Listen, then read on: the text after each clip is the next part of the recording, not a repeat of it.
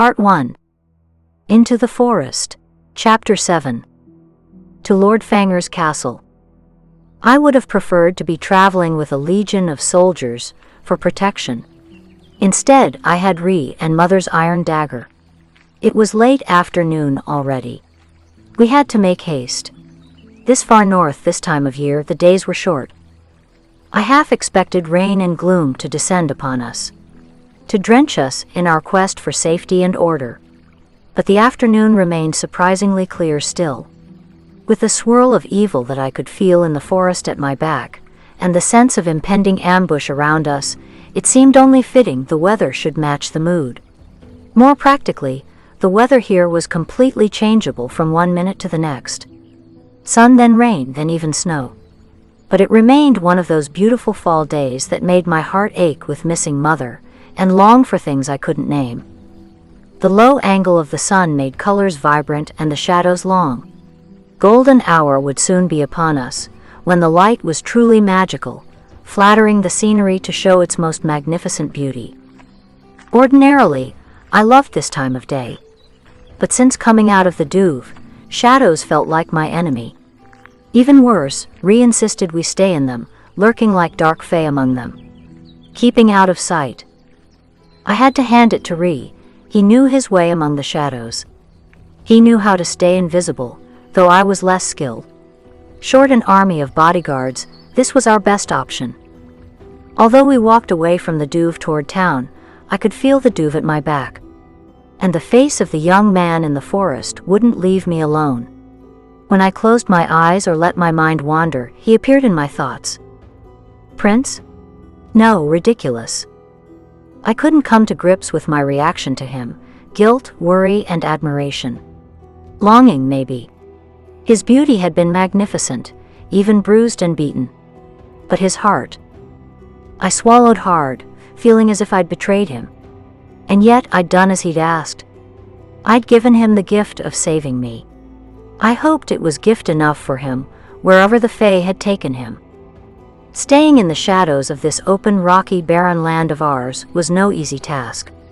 Aside from the Doove, the land was mostly scrubby fields and rocky outcroppings. Tall hills and small mountains of nothing but rock where no trees grew, only moss and lichen. The landscape was dotted with clumps of bushes and the odd bunch of trees.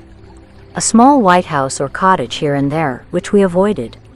Rocky fields covered with tufts of wild grass, much of it now golden-tipped with autumn. Occasionally, a brook or stream with rocky shores and the odd scraggly tree growing on the bank. Everything here was rocky. Outsiders would describe the scenery as dramatically beautiful or rugged. And that it was. But it was no good for hiding, or for producing valuable crops. The wealth of our province, if you could call our meager earnings wealth, was mostly in peat and the fine whiskey our unique peat and water flavored. Even that much prosperity, discovered on the backs of the generations of our ancestors who were banished here, was begrudged us by the South and particularly the royal circle. Though they bought our spirits in large quantities, they taxed it heavily and handed out licenses even more sparingly. The Earl, of course, had the most profitable whiskey license in our village and surrounding territory.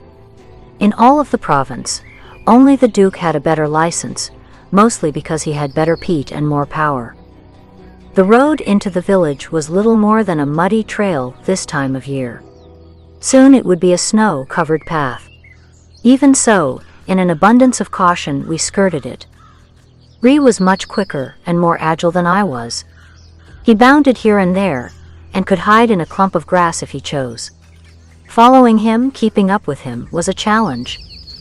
Fortunately, the Earl's castle sat on a promontory that spanned out into the only lake of our territory.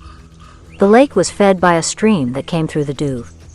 Some said it was forest magic that made the water so good and tasty for whiskey. That there was a touch of fae magic in it. Dark fae's magic or light fae's. That was the eternal debate. People argued either side of the question.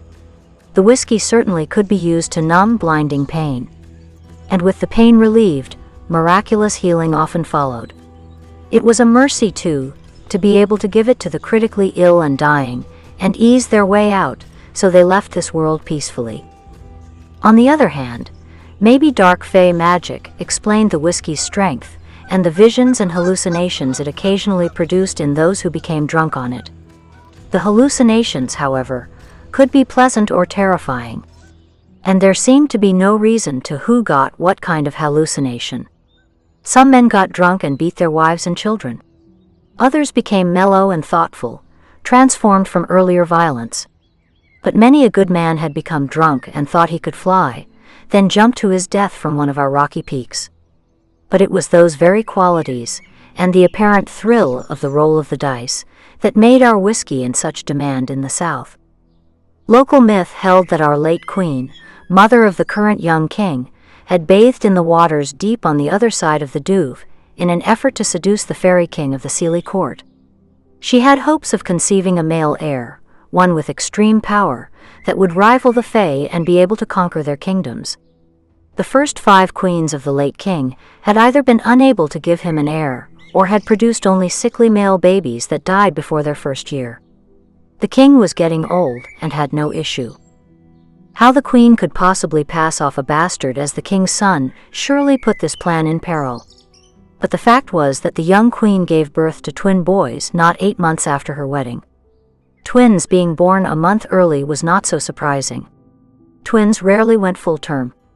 The earliness of the boys' births weighed neither for nor against the theory. Their mother lost her life giving birth to them, but the boys were strong and healthy. Surprisingly, the old king mourned her and never married again. But he was well pleased with the boys she'd produced and claimed them as his own and his heirs. Both of them looked just enough like the king that he couldn't be ruled out as their sire. But then the queen had been a not-so-distant relative of his, which could explain the resemblance too. One of those boys was now the young king, and the other, the younger, his twin brother, was supposed to be among the emissary party the king was sending to find him a bride. The party that was coming through the Doove with haste. Peeked around a bend in the road that hugged the hill it was carved into. He held me back with his hand. Then, deciding the way was clear, beckoned me on. The castle was surrounded on its peninsula by stone walls made from local stone. It was strategically placed to be able to protect the lake and watch in all directions for invaders. It had the extra protection of being an island at times too, particularly when the Doove fed the lake in the early spring. At those times, if the drawbridge that spanned to the shore was up, it was accessible only by boat. Our summer and early fall had been dry. The lake was largely mudflats now, with sludgy stale water sitting in pools here and there. The Earl would be praying for rain to fill the lake for his whiskey. Even so, I enjoyed the sight. The lichen and moss covering the flats and exposed rock were golden with fall, and beautiful to my eye. Rhea and I were able to pick our way across the mudflats to the big stone bridge. I tried not to gawk too much as we crossed it, hurrying along as fast and inconspicuously as possible. I had eyed the gray fortress from shore my entire life, shuddering at its foreboding presence when I should have taken comfort from its strength perhaps. It was supposed to be there to protect us, the people. But fantasy and ideals rarely meet reality. In truth, the castle represented our elite and authority. Neither had treated my family well. I had no reason to either love or trust them. For all that gawking of my youth, I had never been to the castle proper. Never set foot on the cobblestone surface of the bridge. I found it imposing. My heart raced. I had to force one foot in front of another. I hoped I had the courage to do what must be done. I had only seen the Earl once or twice in town, but he had never taken any notice of me. And why should he? I was too far below his station, just a poor, strange, plain girl from an outcast family. Our only hope of getting an audience with him now was that he kept abreast of local news and gossip as a way of maintaining his power. I was betting that he had already been informed that I had the rose. Had maybe even paid spies for the information. He had them everywhere. It was the Earl and his men that I feared most of anyone mortal. feared that they would come to our cottage and lock Catri away in some dank dungeon until she either died, or it was clear she was no threat to the Earl's daughter and power. Catri, though, had seemed unaware of that danger. What good would health, or even beauty, do her if she died imprisoned in a dank dungeon? I had to play this situation carefully. But did I have the wit and guile to do it properly, not to mention the nerve? Tried by fire. That's what Mother always said brought out the steel and the worth of a person. All visitors to the castle had to go through the castle gate, and were only allowed inside the walls with the Earl's express permission. Tradesmen and laborers went in and out without much trouble. But people like us? Like me, really, because only I could see Ree. Ree, of course, was unconstrained by such a barrier, and made a point of showing off by slipping inside past the bars and making faces at the guards who couldn't see him. He danced on the green lawn just on the other side, and made eyes at pretty maids walking the grounds. I was forced to step out of the shadows and announce myself to the guard, who looked me over with obvious disdain. With my wild hair, my muddy skirts, and the dark circles beneath my eyes from exhaustion, even without a mirror, I was certain that I did not make anything near a pretty picture. Nor did I look like gentry. "State your business," the guard said, unnecessarily gruffly, I thought. I lifted my chin and balled my gloved hands into tight fists, hoping he wouldn't search me and find the dagger I carried for protection tucked into my skirts. "I'm here to see the Earl." "He's expecting you, is he, lass?" His tone was nearly a sneer. He was mocking me. His gaze traveled lewdly over me, passing over the dagger. What could you possibly have to offer that the laird would want? I steeled myself, praying that my voice wouldn't tremble. "A magic rose. Is that sufficient?" The guard stared at me, practically slack-jawed. Maybe my outward confidence had stunned him. Or maybe he'd heard about the rose by now, too. "Tell him that Maisie Jane Rose requests an immediate audience to discuss the Doove rose." The guard's eyes narrowed. For a second, I thought he would turn me away. Instead, he made a sound deep in his throat and barked an order to someone inside the gates. He returned his attention to me. "Wait where you are. We'll see what the Earl says." He didn't sound optimistic on my behalf. While we waited, Ree amused himself by running around the lawn and courtyard, causing as many minor annoyances for the guards and laborers as he could get away with. Knocking over a pile of horseshoes the blacksmith was working on and causing a clatter. Startling a knight's horse that was being exercised in the yard. Smothering the fire that was going in the courtyard until it merely sputtered. And hiding the washerwoman's clothespins. I shook my head at Ree, warning him to stop. But he was having too much fun. I mouthed to him, "They're going to think I'm bad luck. They'll never let me in then." Ree sulked, but he restrained himself. "Some." Finally, a runner came back and whispered in the guard's ear. The guard turned to me. "The Earl will see you. He's a busy man. Busier than usual with the prince coming. You'd better not be wasting his time." He opened the gate, begrudgingly. I smiled darkly at him, telling him with my body language that because I had the rose, I had power. He'd best not mess with me. It was all false bravado. "Follow him." The guard nodded toward the runner. "He'll take you to the castle." I walked through the gate, feeling the odd combination of relief at being under the Earl's temporary protection and a pang of fear at becoming his prisoner. Or leading my sister to the slaughter. The gate clanged closed behind me, reminding me that I would have to play this situation carefully. A gate wouldn't stop the Fae, but at least it would stop any mortals who were currently stalking me. But would that be any comfort, if I had just walked into the lion's den? I motioned to Ree to follow us, and hurried after the runner through the courtyard, which bustled with activity. Getting ready for the prince's arrival, I surmised. A king's visit, even a king's emissary's visit in the form of a prince and his party, was an honor and a great expense. The castle windows were being cleaned, and a mason was busy making minor repairs to the castle's gray stone masonry.